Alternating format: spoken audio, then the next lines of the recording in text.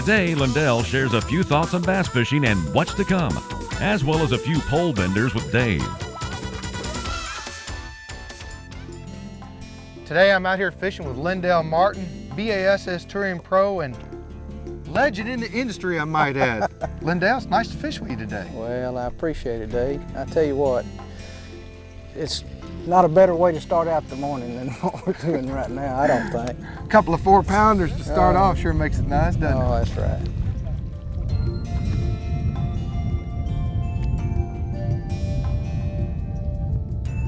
Right there, bud. Get out of there. Caught him over that little limb there, didn't you? He was rooting now. All right. He was giving me a whooping for a minute there. All right. Lendell, I guess you've witnessed a lot of changes on the trail over the years with technology and bass boats. And I mean, we got 22 footers now and 300 horsepower engines. Did you ever think that we'd see that? Well, not really. Whoa, there you go. Deke. There you go. To be honest with you, fishing has changed and all of our, it's gotten better every year. We used to worry about making like a 15-minute run when I first started fishing. Just like the wind blowing today, you'd worry about making a run on a big body of water. We've eliminated those kind of problems in our fishing. Our boats are a lot better, our engines are a lot better. They're a lot more fuel efficient and you can do a lot more. I mean, it's nothing to make a 2-hour run, cover 100 miles. And whereas 15 years ago, you'd never even thought about doing that. So it's opened up so much more for them. Yeah, not even thrilled he got rid of it too. You gonna get him? Oh yeah, good fish. Way to go. All right. Lendell, you've got to have some what I call go-to baits that are really, you might even say confidence baits. Give me your top 3 baits. To be honest, number one, to be honest with you, bite really gets tough, especially in the springtime and fall, it'd have to be a Cinco. I probably won more money on that lure in the last 4 years than I have any bait that I've ever fished. Second bait would naturally be a spinner bait, and then my third would be a jig. And those 2 lures, I'm not saying that that's a lure that I actually would prefer all the time, but it's a lure that's consistent. I mean, it's a lure that you just don't lose very many fish on, both of those baits, and it's a lure that you're going to win some money on.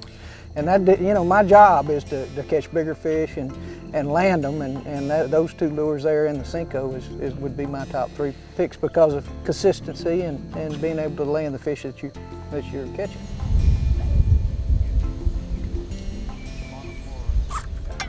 All right. Is that a better fish? I can't, well, it feels like, yeah, nice one. Nice guy. All right, look at this. Right at the boat. Oh, right underneath the boat.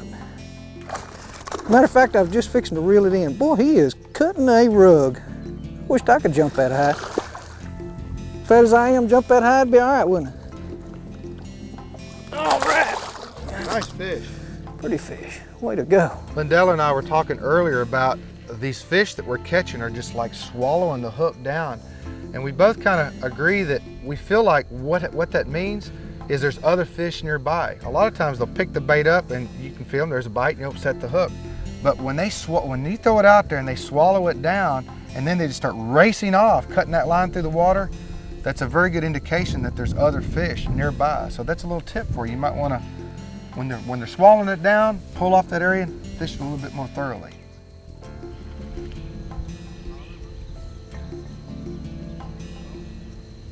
Come out of there, big boy. Little short fish. Yeah. What are you doing back here, buddy? You better go find somebody you can relate a little better to. You better go find some cover. Yeah. Hide. You gonna get to eat? Well, Dave, I got one. Okay. I'll tell you what, these fish are right here in this little area. And I'm going to tell you a big reason why they are. You've got vegetation here, you've got the wind blowing into this area, and what that wind's doing it's actually creating a little more oxygen in this area. This isn't, you know, we're in June, summer months. They were filming segments for the Outdoor Chronicles Tips and Tactics news features, and we're talking about how things have changed over the years. Along the way, they were able to reel in some large bass for an added bonus. Hang on tight. The Outdoor Chronicles is charting a course for the Red River behind Lake Texoma to fish with Shane Sessman of Tinker Tony's Guide Service, looking to hook up with some double-digit stripers on live bait. At Ranger, we're obsessed with perfection. It pushes us to reach beyond the ordinary and build the highest quality, strongest performing boats on the water. It's who we are, and it's why we hold ourselves to a higher standard, committed to the absolute highest customer satisfaction. After all, we love what we do, and after 38 years of leadership, it shows.